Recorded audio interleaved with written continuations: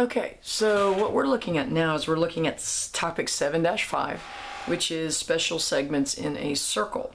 So we're going to look at the special segment relationships in a circle, chord to chord, pieces of chords, tangents that are coming from the same exterior point, tangents and secants together, secants and secants. So there's three or four different things we're going to approach here. All right, so the first thing we're going to look at right here is the first theorem, which states that if two chords, now remember what a chord is. A chord is a segment in a circle. So if I were to draw a circle, that's an awesome circle, isn't it? Actually, it looks like an egg that's been sat on. A chord, no, that's not a dude with headphones on. A chord is a segment in the circle whose endpoints are on the circle. The diameter remembers the longest chord. So here's two chords. Whenever you have two chords, it's piece times piece equals piece times piece. So I've got two chords here. Here's my first chord, and here's my second. So I know that this piece times this piece equals this piece times this piece. Again, this is for chords. So let's look at the tall chord, or the chord that actually goes through the center here. That's actually a diameter, which is the longest chord in a circle. So this chord has two pieces, 3 inches and x inches. So 3 times x equals, let's look at this chord. This chord is 12 all the way across, but do you see these little markings? What do those mean? That means that there's little eyes now on my little guy here. No, what it means is these two pieces are congruent. So if the entire thing is 12, that means this is 6 and this is 6. So now my piece times piece is 6 times 6.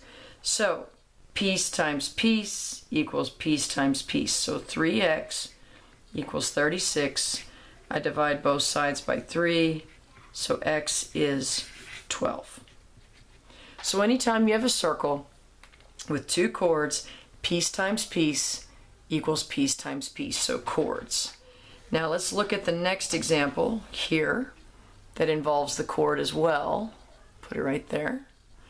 All right, find the value of x. Well, again, I've got two chords here that intersect. When you have two chords that intersect in a circle, it's piece times piece equals piece times piece. Not like peace, man, peace. That wasn't funny either, I'm sorry. So here are my two pieces. For this one I have x plus 3 and 4. So I have x plus 3 times 4 equals x plus 1 times 6. Piece times piece equals piece times piece.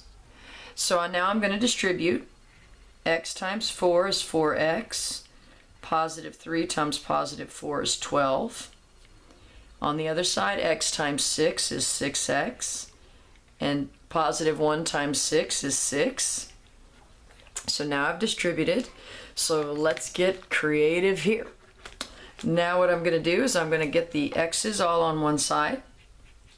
Sometimes it's really dangerous to get x's together. That probably wasn't a nice comment. So anyway, I end up with 12 equals 2x plus 6. So now I want to get the x all by itself. So what I'm going to do is I'm going to subtract the 6 from both sides. That looks like peas and corn. So 6 equals 2x. And then I'm going to divide both sides by 2. So x is 3.